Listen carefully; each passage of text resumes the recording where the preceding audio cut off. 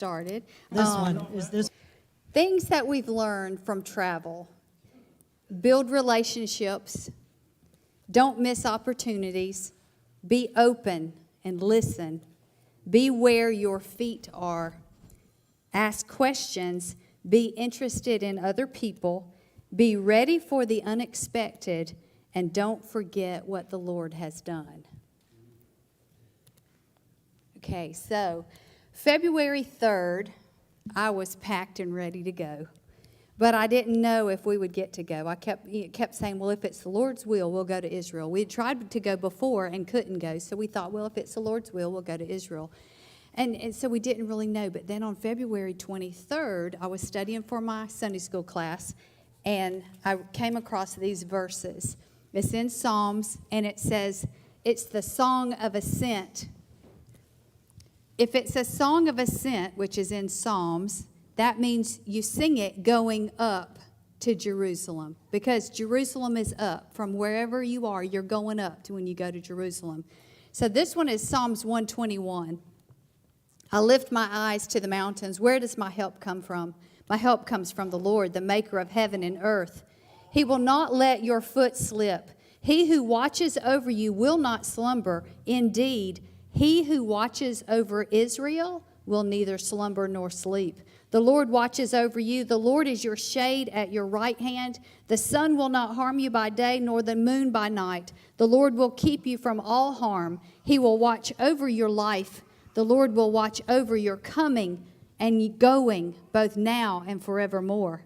And then in Psalms 122, I rejoiced with those who said to me, let us go to the house of the Lord.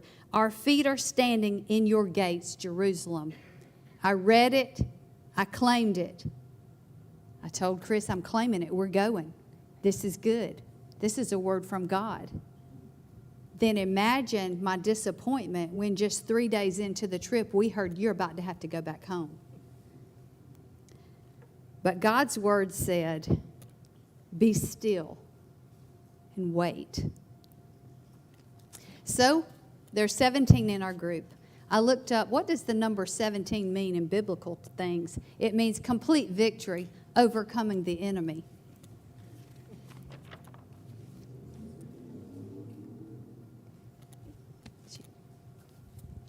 So one of the things that I learned as we went over there, first of all, I'm surprised the church doesn't turn over, because there's way too many people on this side than there is on this side.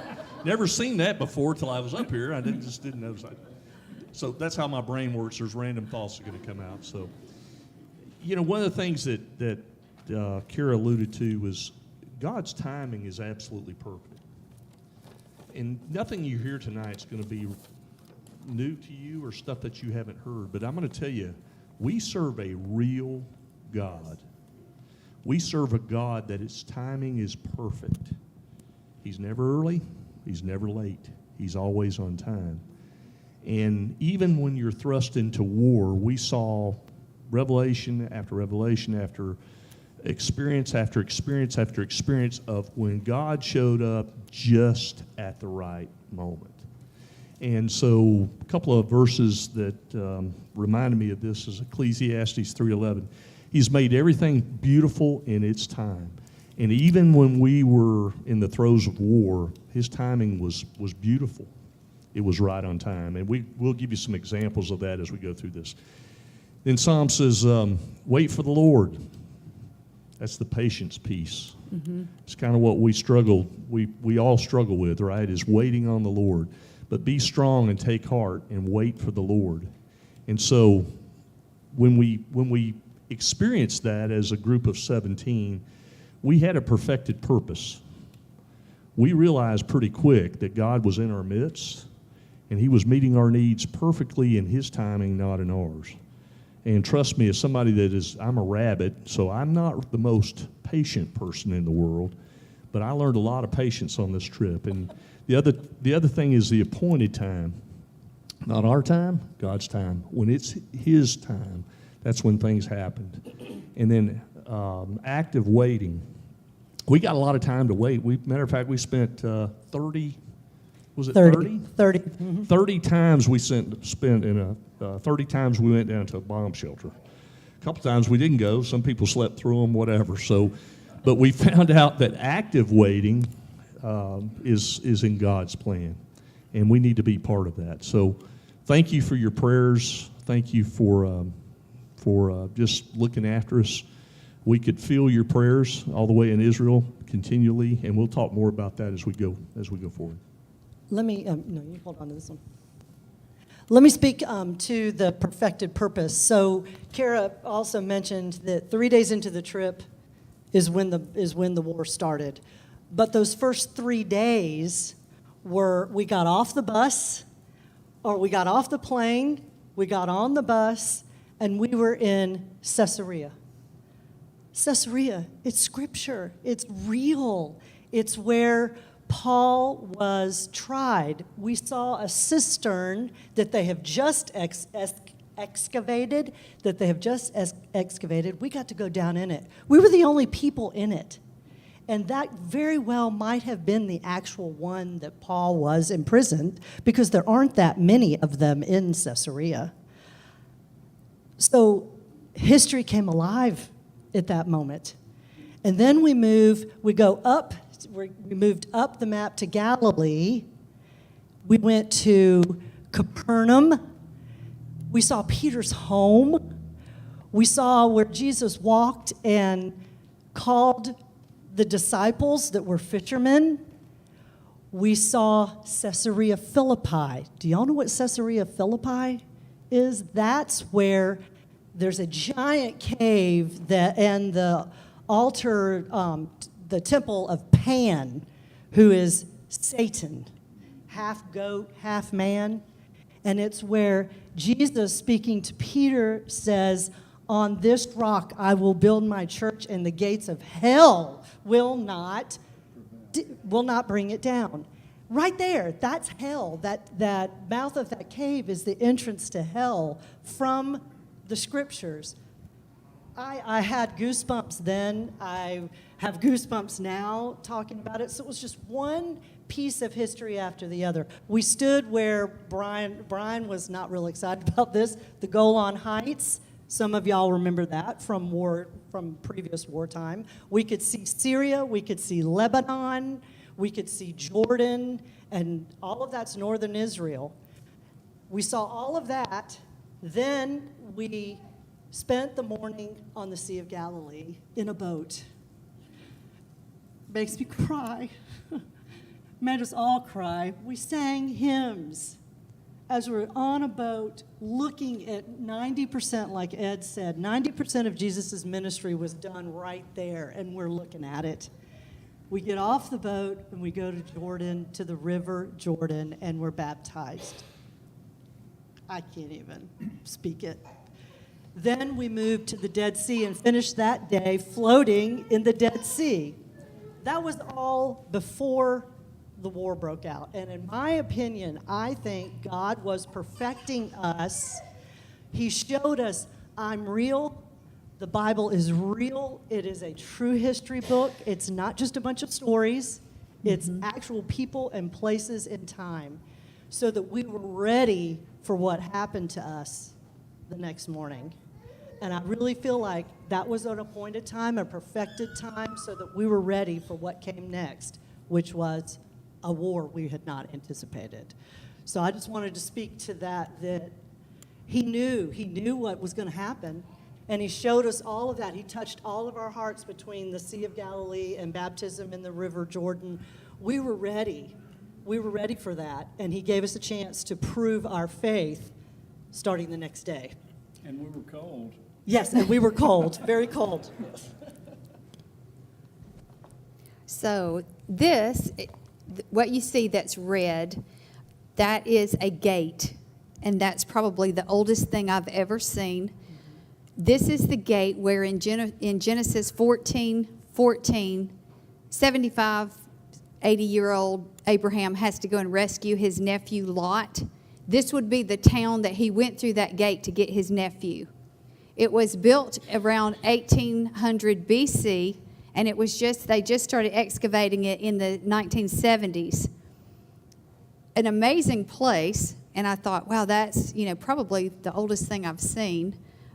But then think about Abraham was over 75 when he went to rescue his nephew, okay? Keep that in mind. Because here in Genesis 25, Abraham, this is after Sarah died, Abraham marries Keturah. And with Keturah, he has 6 more sons. One of those sons is called Midian. That's where we get the Midianites. And so if you remember Moses, his father-in-law Jethro was a Midianite. Well, now the Midianites are called Druze. And I had never heard of Druze before. We went to a restaurant. One of our first meals out was a Druze restaurant. Great food, falafels. It was amazing. We loved it. And we didn't know to be so impressed. But our bus driver there on the right, his name is Talia. Talia's name means he who goes first. He is the bus driver, which is great that he's going first, but he's also Druze. The Druze at one point in history were enemies of Israel, but now they are very loyal to Israel. They fight for Israel, and everybody loves them. Anytime we went through a checkpoint, as soon as the people with all the guns found out that our guy was Druze, it was, oh, hey, do you know so-and-so? Do you know this? Do you know that? We went through with no problems because our guy was Druze. Talia, he went first, and he got us through all of those things with no problems. So this is what Ellen was talking about. On the right, you see, we went to the Jordan River. Nobody was there but us. It was cold, and we had to kind of talk. I was going, I'm content in all things. Oh, it's cold. I'm content. It was cold, but we did it. And then that night, we made our way to the Dead Sea, and we were supposed to get in the Dead Sea the next day, but we said, by that time we had heard Mike Huckabee's group was told to get out, and we were like, okay, let's just do it because we don't know what's going to happen tomorrow. So we did it that night. It was cold. It was amazing, though. And then the next morning, instead of us out there floating on the Dead Sea, we were sitting in a bomb shelter singing songs and just having a big time. We were ready for the opportunity. This one, the guy on the right, his name is Steve. So in the hotel in Jerusalem, they had a piano, and we had a wonderful piano player with us named Daniel. And so we said, hey, maybe you can play the piano for us. And they said, yes, but you have to wait until after Shabbat, which is their Saturday. And we said, okay, I keep up with, sundown. I know we can do that. Well, he sits down and starts to play, and a guy comes over, and he says, no, just no. And, we felt like, oh, we're in trouble. We felt bad, but then later I met this guy, Steve, and I said, so why is that? And he said, oh, from the time the temple was destroyed in 70 A.D., we're not allowed to play musical instruments until after Shabbat. So I guess he means like way after, because it was after sunset. But I was just really impressed with how they want to keep the integrity of Shabbat. That stranger was willing to come to a group of people and say no. And I thought, there's some power in that. Keeping the Sabbath, power in that. And Steve became one of our good friends. He gave Brian a really good grapefruit. I mean, they're just great people. And if I took a closer picture, you'll see he looks like the guy in My Cousin Vinny. Yeah. I have a better picture in my phone, but I thought I don't want to do that to you. So then, be open to new experiences. On the left, you see where we went shopping for lunch one day, and that is, those baskets are for Purim. And they give gifts for Purim, and that's the story of Esther, and you're going to hear a little bit more about that in a minute. And then the picture on the right, these are the guys in the hotel gift shop. You've got Nisam and his dad, Sammy, and that's their shop. And we thought we're going to have to get out of here, so let's buy some stuff. And so we bought stuff, and then they would do anything. If we needed anything, they'll go get it for us. They were amazing, great friends. Card sharks. Yeah, it was Sammy's great. a card shark. Yes, it was great. This one, be still and know. The morning that, it was Monday morning, we said, we'll walk to the market. We're just going to go to the market because everything's closed. There's guards around all the gates. You can't get in. It's all closed. Nothing you can do about it. We'll just go to the market. So we go to the market. Oh, it's open. So we go in, and there you are. And can you imagine? We're singing. I mean, we're really singing, this is the day the Lord has made. I will enter his gates with thanksgiving on my heart. I will enter his courts with praise. It was amazing. Because we were able to go in, that was one of our best days It was supposed to be closed, but we got in. The one on the right is a place that we were able to go see. It's a tomb, like a family tomb that would have been just like around Jesus' time.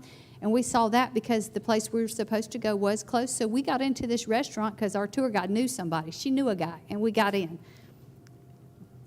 Ask questions, be interested in other people. We just happened to meet this guy, the third one from the left. His name is Moshe, and we talked to him, asked a lot of questions. He was telling us what he was doing there, and then the bomb thing went off. And so he said, okay, come with me. So we go down, and so the gate that's supposed to be locked, it opens. So we go in with him, our new friend Moshe, and then we go down, down, down. Next thing you know, we're down in the bottom where all these young Jewish guys are down there that are learning. This is their school, and you're going to tell what it's called, but they're in there. So we start asking questions. They're telling us, this guy's telling us about the tassels that they wear. They told us what they were doing, where they were from. We had a delightful time because we were ready and we were interested, and it was open. Kara, can I say something about Yes. Moshe real quick? Yes. So we're standing right outside the west wall, which is closed off. And anyway, the alarm goes off, the siren goes off, we're going to have a missile attack. And this guy, Moshe, walks out, and we said, do you speak English? He said, yeah, my name's Moshe. I'm from Baltimore, Maryland. God works at a perfect time and fills your needs at exactly the right time. And because of that, we experienced what Kara was talking about, is we got to have just a beautiful afternoon with some young people who were rabbinical students in a school. We would not have had that opportunity, and they'll talk more about that. But And we got to see the Western Wall, a view that no one else has Gets to seen. see. We get to see what the students see, the way they see it. And it was empty. Empty. Nobody. No one. There was Not nobody one there. It's person closed. So praying. the next one says, let us go to the house of the Lord. On your left, this is Joseph. He's from Bethlehem. And on your right, this is Shiri. She's from Jerusalem. He is a Palestinian. She is a Jewish person.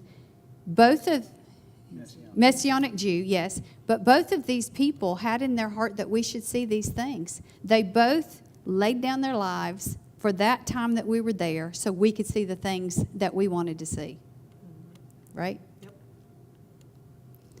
God is in the details. So we're walking down the path that Jesus would have ridden the wild colt down this path, and so this gate's closed. You can't go into the Church of Tears. Oh, wait, now it's open. The guy on the right, he comes down, he opens it, and he comes up. We go up and follow him, and I tried to give him some money. He's like, no. He's like, I just can't open it because we can't have crowds. But, oh, no, it's open. It was beautiful, beautiful place. This is probably one of my favorite things. We're still walking down this path, and so I see the lady, the nun there, open the gate, and I take a picture just kind of without her seeing me, but then I waved at her, and she waved, and then she did this. And I said to Ed, I think she wants us to come in. And he said, okay. So we go in, and so it's like an oasis. It's their Garden of Gethsemane for the Russian Orthodox. part of it, yeah. Part of It is amazing. Beautiful, beautiful, beautiful. Like you just stepped in and there it is. And then she's like, she wants us to go up. We're like, no, we're fine. She goes up, she comes back, shows us a picture. Okay, we go up, and it's the church on the right. This is the Russian Church of St. Mary Magdalene. And this one, if you've ever seen pictures, every time we would stand somewhere and you're looking at that over there is that, and that is that, and that is that. And so it's got these gold cupolas on top. They're onion-shaped. We would see those things, and they would always say, that's the Russian church. I think the Russians own most of the property there. Yep. That's the Russian church. But we walked in, and there we were. We had no idea that's where we were. We had no idea that gate led to that church.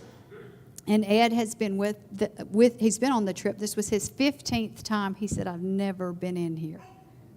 These people were amazing, and they were so good. But, it was open. They said, come in. And other than two other people, we were the only ones there. Yes. The only ones there. Brian had a nice conversation with, what was her name? Nona Nona, was one of the Nona. nuns.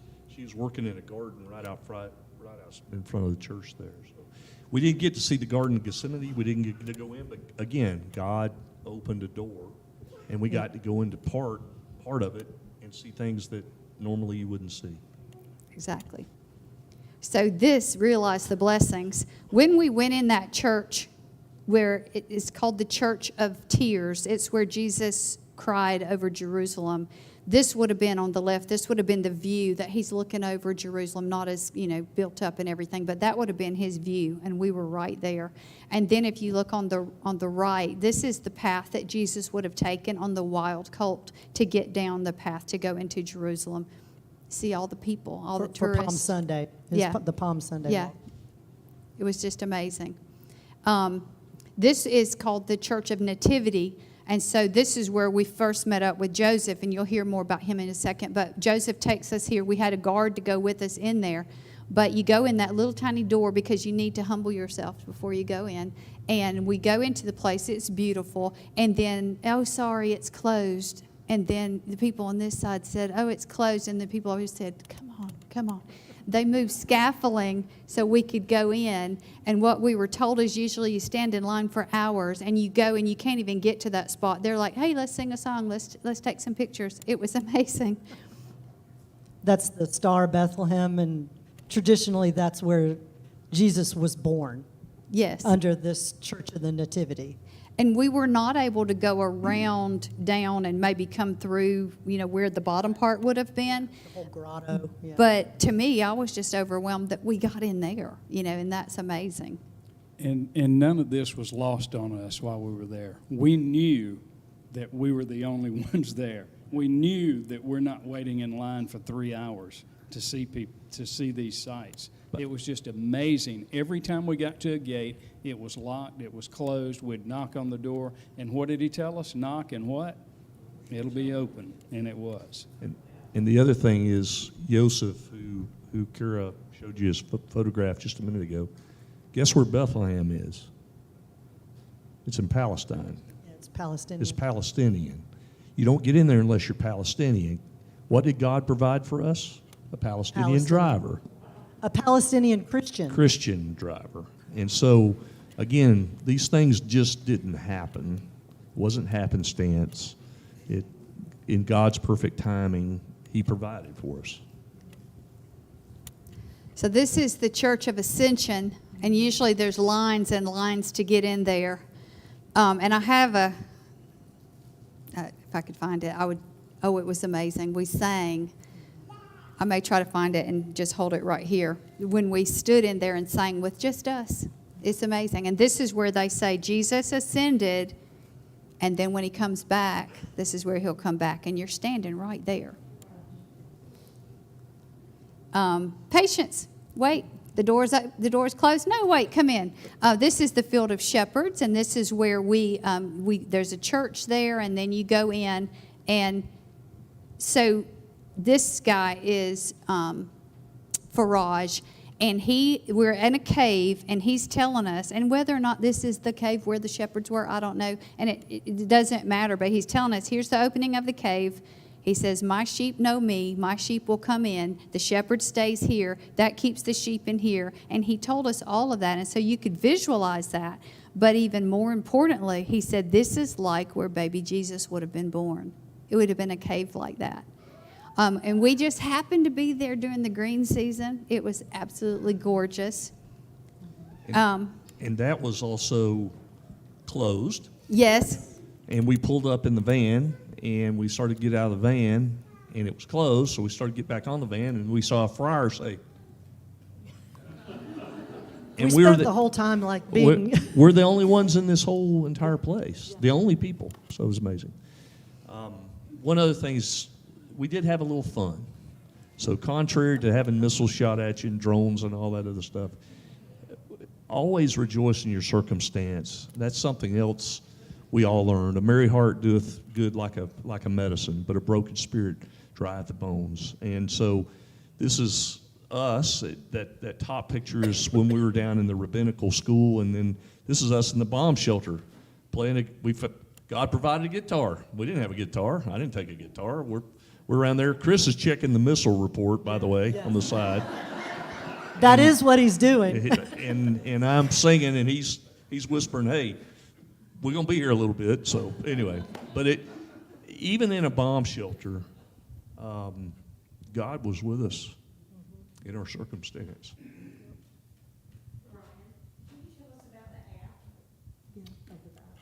Sure. So the Israeli people have, there's actually a couple of them, but there's an app that you can actually download on your phone, and their Iron Dome defense system is so sophisticated they can actually detect when a missile's launched out of really anywhere in the Middle East. And so it gives you about, what, 10 minutes. 10 minutes? 10 minutes it gives you to get to a shelter. Now, the thing about Israel, they've been living like this for 2,000 years. Everybody has a shelter.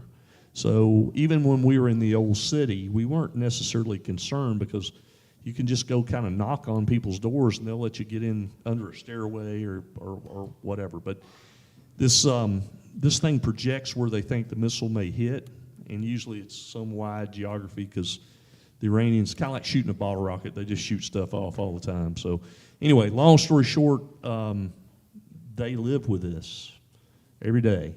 And that's one prayer request I have tonight is we really need to pray for our Jewish brothers and sisters, and probably as important, we need to pray for the Palestinian Christians. Yes. We hear a lot about the Palestinians in the West Bank and how bad everything is, but let me tell you, there's a sect of Christians that are there, and they're struggling. They're struggling to keep their churches alive.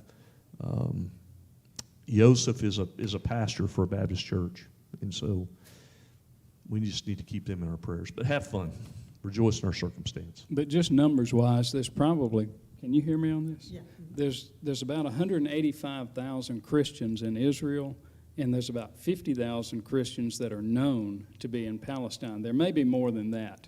In Iran, Hold it closer. there's probably, they estimate between 500,000 and 1 million Christians in Iran, but they can't come public. So when we hear about Palestine and we think, why don't they just get rid of all the Palestinians? You're talking about some of our brothers and sisters too. So we better be careful and pray for everyone. And Jesus told his disciples that the Pharisees teach you to do what? They teach you to love your neighbor and hate your what? Enemy. But what did Jesus say? But I tell you to what? Love your enemy. So we need to be praying for all of these people. And Joseph's church, the first day he picked us up, his church bought our lunch. Yes. They were so happy that we were there. It's just amazing. Let's see what's the next one. Okay, so this one, okay. We're doing the Pentateuch in my Sunday school class, and so that's what I've been studying. So we go into this diamond place early in the trip sometime, walk in, and there's that picture. I went, I know exactly what that is. And our first tour person was Shira, and she passed back something for us all to smell, and I was like, what is it? What is it? Hyssop. Hyssop. So this is what we've been, in the Old Testament when they're cleanse me with hyssop. And so they put it in and they cleanse hyssop. Everything just comes more alive because of this trip.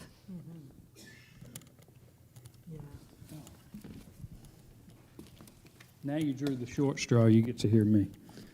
Wasn't there hyssop in like that sponge that they sold when they gave Jesus? Yeah, and we heard some stories about that too. We didn't put the pictures of the latrines on here, but we have some pictures of the latrines from Jesus' time. But those sponges were used to clean up around the latrines, and they think that they put that sponge on there and put that up to Jesus, which would have been just mocking him. So anyway, Purim. I had never heard of Purim before. But when we got there, we saw all these people dressed in crazy costumes and all, and I thought it was Mardi Gras, Halloween, or something like that. But these people are celebrating Purim, and what they do is they dress up and they give each other gifts. It's a celebration of the story of Esther. And y'all know the story of Esther. There's some main characters in there. Esther is Mordecai's niece, and she becomes the queen to King Xerxes. And there's a villain in there. Who's the villain? Haman. Everybody knows Haman. Arr. So everybody goes, Arr. So while we were there, we did what the Jewish people have done for the last 2,500 years, because the story of Esther happens around 480 BCE. So Kara read us the story of Esther, and every time you say Haman's name, and they've been doing this, they have kept this tradition for 2,500 years. It wasn't lost on us that we were there while they're celebrating Purim, while they're celebrating that the Jews were not annihilated, that Haman was hung on his own cross, and the Jews were not annihilated. Where did that take place? Persia. Where's Persia today? Iran. Iran. 2,500 years ago, they're still in conflict with the same people. Next.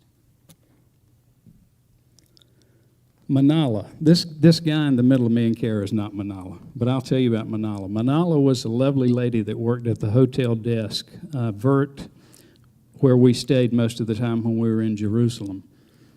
So once the war got going, the tour company would not let the driver stay with the bus and drive us around. They weren't going to take that liability, and we didn't blame them. I mean, that's a lot of liability with 17 bodies. So he left. And so Mark Austin was on our trip with us, and so he went up to the lady at the desk who was Manala, and Kara and I had met her when we checked in, and Kara said, well, what does your name mean? And she said, it means gift from God, and she truly was a gift from God. So when Mark went up and asked her, is there any transportation that you can help us with, like taxis or something? We have 17 people. She said, where do you want to go? And he said, Bethlehem. And she said, my uncle, he has a bus in Bethlehem. He lives there, and he can come pick you up. And he's Palestinian. And he's Palestinian. That So And a Christian. So she made the arrangements for us to meet Joseph, who Kara showed you a picture of. Had a 20-passenger van, came and picked us up. So Joseph picks us up, and he takes us down to Palestine, which he can get into. All the gates are locked except for one. He says, well, I know a back way in, and if the gate's locked, we'll just walk in. So he takes us and gets us in, and picks up his friend Faraj. We were at the Nissan store where we bought the olive wood stuff, and I think you guys went there too when you went on your trip. But we pick up this guy, Faraj, who is going to be our tour guide for the day and take us around Bethlehem. What did he say Faraj's occupation was? He was a physicist. So we've got a physicist that's going to be our tour guide today and take us around Bethlehem. So it was amazing, but I'm telling you all of this to tell you about these people, that good Christians live in Palestine. Good Christians live in Iran. Good Christians live in Israel. Good Christians live in Zebulun. God planned all of this way before we planned this trip. Kara and I and Brian and Ellen were supposed to go with a Ray Vander Laan-sponsored trip last year to Israel. But the war in Gaza was going on, and we decided not to go. So God's timing is perfect, because when we were talking to Charles last summer, I said, I wish your dad was still going to Israel. And he said he's going in February. So we got to go on this trip with him. And guys, I know you've been on a lot of trips before, and group dynamics matter. It makes or breaks a trip. If you got good group dynamics, God put together the perfect group for this trip. So God was there way before, making sure that Manala had a job at that hotel before we got there.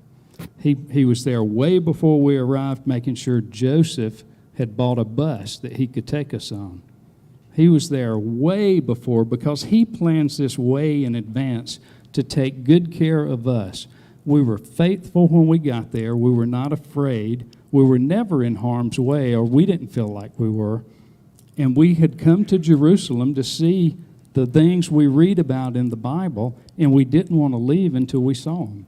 And God made a way. Because what is Jesus? He's the way maker. Chris, the only time I was scared is when we got to Atlanta. I know. Listen, Brian and I talked about this, because while we were there, One stray missile went awry and got through outside of Jerusalem. It killed 2 people and injured 29. That's all the deaths we heard about anywhere near us. What do you read in the paper on Friday night in Chicago? Worse than that, I can guarantee you. On this slide that I want to show you is on the right is the boat when we got on the Sea of Galilee. And I want to tell you what, this brought tears to everybody's eyes, because when we got on that boat and he was pulling out of port, the first mate raised the American flag and the captain played the national anthem, and we all sang the national anthem.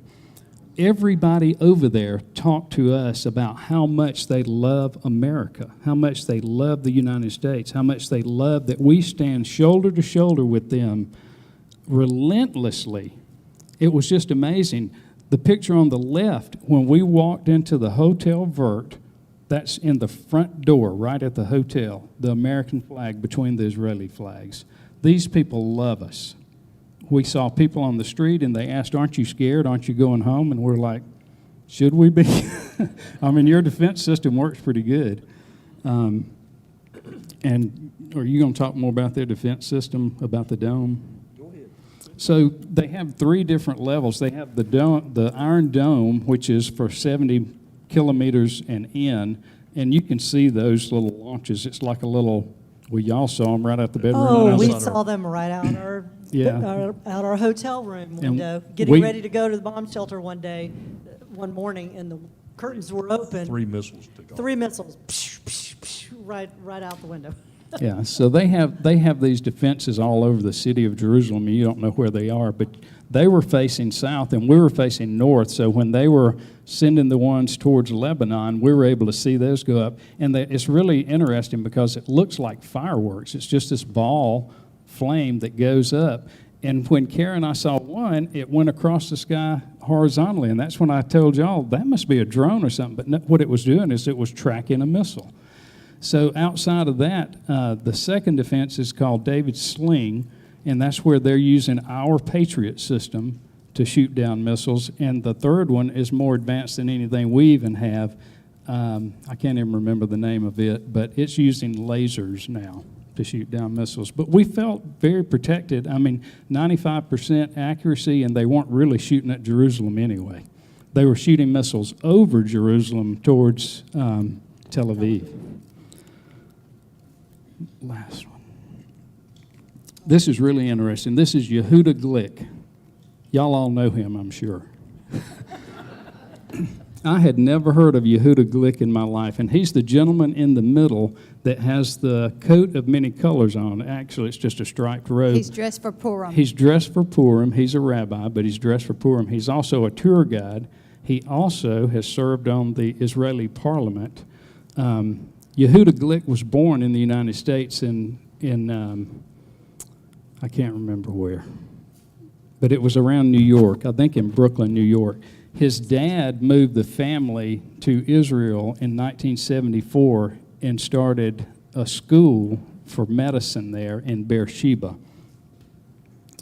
Glick is an advocate for free prayer on the Temple Mount. I had no idea that Christians and Jews could not go on the Temple Mount and pray. But it's mostly Muslim-controlled, and they will not let them go and pray. And he's been arrested multiple times for being on the Temple Mount, actively praying or actively just walking around and filming stuff. They put him in jail all the time for that because it's against the law. So he's an activist for that. In 2014, an Islamic terrorist ran up to him and shot him in the chest 4 times. He survived. And since then, he had become one of the directors of the Temple Institute. And he murdered his wife. Yes. I don't know if you picked up on that. Yeah. So that same attack, they killed his wife.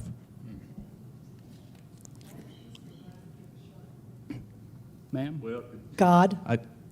He'll tell you the rest of the story. Maybe it'll answer your question. No. She asked, how did he survive?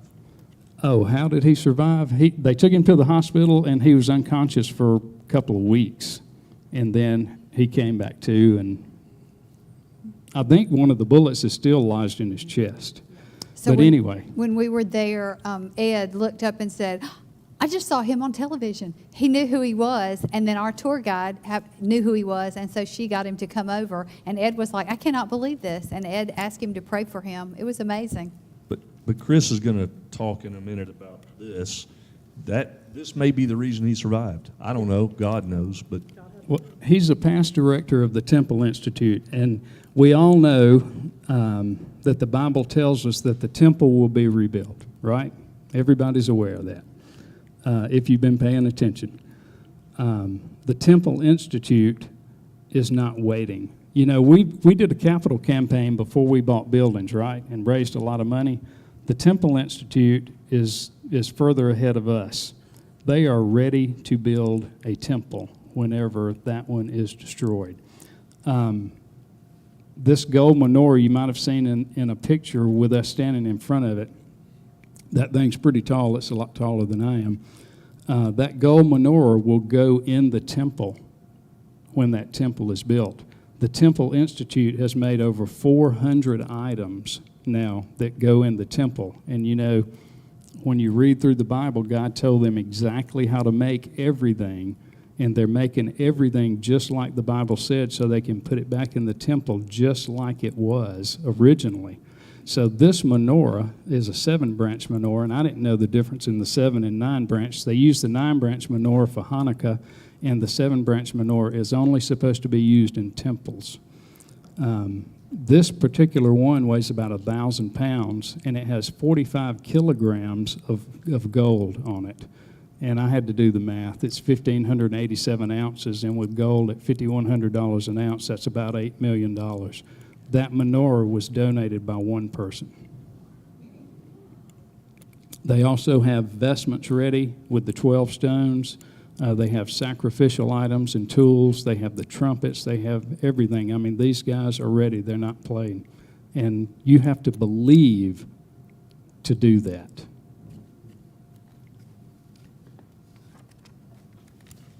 so maybe the last thing we'll talk about, and then we can take questions, is, you know, Chris alluded to Christ's return, right? What you're seeing behind our picture there, that's the Eastern Gate. That's what Christ came out of as he made his way off the Mount of Olives and out of Jerusalem to be crucified. That's also the gate that he'll return to. And if you notice something about that gate, it's walled up, all right? And what you probably can't see in front of that gate is that there's a cemetery, and that's a Muslim cemetery. And that was put there in the 1500s by the Ottomans. And it just struck me as odd, okay, that Muslims have enough faith because they believe that Christ will not go through a dirty cemetery and enter into that gate because it's walled up. They have enough faith in God to wall it off. What's our faith like? That's the Muslims. And so when you look at this structure and why it's sealed, that's why it's sealed. The Muslims believe that Christ is going to go through that gate right there on his return. They believe it to the point that they've walled it up. They believe it to the point that they buried their dead in front of it because they know a rabbi won't go through an unclean cemetery. What is our faith? What is our belief? And so it just struck me, this was towards the end of our tour. You know, Christ's return, nobody knows the appointed time. We don't know. Matt and Chris and I were talking, he was asking, and I said, we can speculate till the cows come home. I know this, it's closer today than it was yesterday. I know this, are you ready? That's really the question. Not when, but are you ready?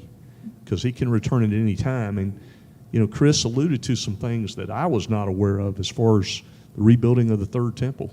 It is well on its way and much further along than what I was aware of. And to Chris's point, they're actively working to build that third temple. The Dome of the Rock will have to be destroyed. What's being shot over the Dome of the Rock today? One stray missile is all it would take for that to go away. And believe me, they're flying over Jerusalem maybe as we speak. So, are you ready? Do you have the faith? We're saved by God's grace, and hopefully we're able to communicate with you today just how good His grace is. I was just amazed at how God's hand was in all of this. And we can answer a lot of questions about returning. I don't know, are we out of time, or we got 10 minutes or something? We'll open it up to questions. Anything else? I always wanted to share this real quick. This is from the map that we got. Our company was called SAR-El, which means Service of God. And it says Shalom, which means peace, and welcome to Israel. We pray that your time with us will be a blessing as you experience the Scriptures coming to life. We encourage you to use this map to track your journeys through the land of the Bible. Blessings to you from Samuel and the entire SAR-El team. And then here are some verses. Blessed is the man whose strength is in you, whose heart is set on pilgrimage. And Jerusalem will be a center of joy and praise and glory for all the countries on earth. Yes, many peoples and strong nations shall come to seek the Lord of hosts in Jerusalem and to pray before the Lord. And the last one, the Lord bless you out of Zion, and may you see the good Jerusalem all the days of your life. We saw the good Jerusalem. Absolutely. Any questions? We could talk hours and hours and hours, particularly about getting out of Jerusalem. We probably already overstayed our welcome, but we got a few minutes. Oh, I have one more thing. All the bomb things that we did, and also our room flooded one night, just a little bit flooded, not all the way flooded. But because of all of that, we kept everything packed and ready. And I thought you were going to talk about this. So when we got the call at like 1 o'clock in the morning, 1:15. 17 of us were ready and in the lobby because everything was packed, everything was ready. Just like you sit and eat with Passover with your cloak in your belt, we were ready. We were packed, we were ready to go. That is one thing about our actual evacuation that is just miraculous. When all of this first started, the recommendation from all of the powers that be was to get on a bus, drive 14 to 20 hours down to the southern tip of Israel, and then go across Egypt into Cairo and get a plane in Cairo to get out. Our group, there were several in our group, that was just not an option. And we said, we're going to stay together.